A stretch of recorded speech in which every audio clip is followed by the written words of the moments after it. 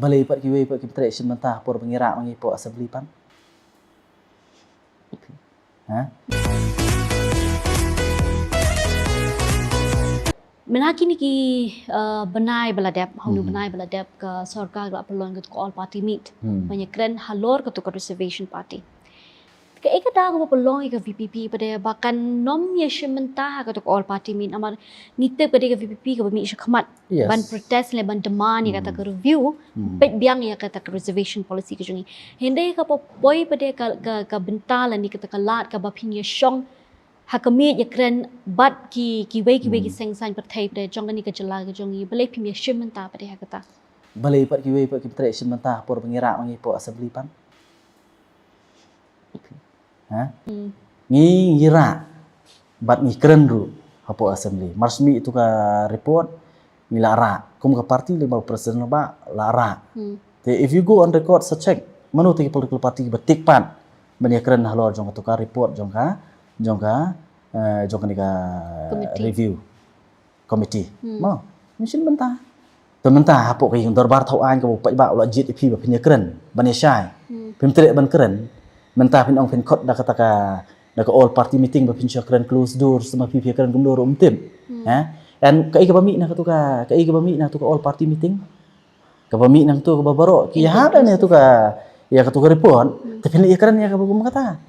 We have made it very clear untuk pasang.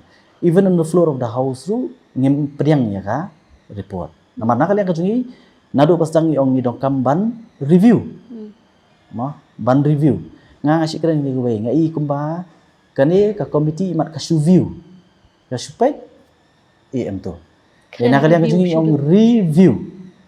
Ban pet bini abyang soisien nila batay ru balay bini yung ban review. Iya ka reservation policy.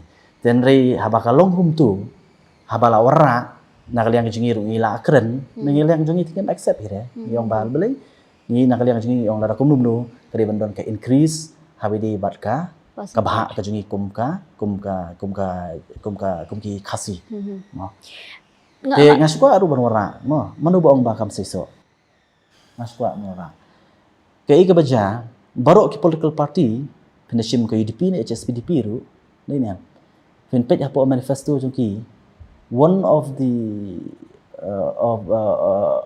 the points on the manifesto kariban review ya ka reservation policy kam dai tang mentah nih ndai on dak lawan kabor gila yo tang man keren kum keren ha and at least the VP have the guts ban keren what have den bagi beri ong ba wat num kata rengi keren mo ban ngakwa ro ban wara ang ni da ngikert yang dien larang bakla de ho arajar arpuar larang bakla mo hakapor ba ki implement ya ka rooster system pikan mau kila implement ya ka rooster system bar hatu por ba ki implement ya ka rooster system ho arpuar ngi padon mo te hak MDA 1 ki implement ya ka rooster system hatu por kai ka baja ka like tu por don si kat artli ki pos sang artli likely kadai shaki khasi the rest kamu kala lecha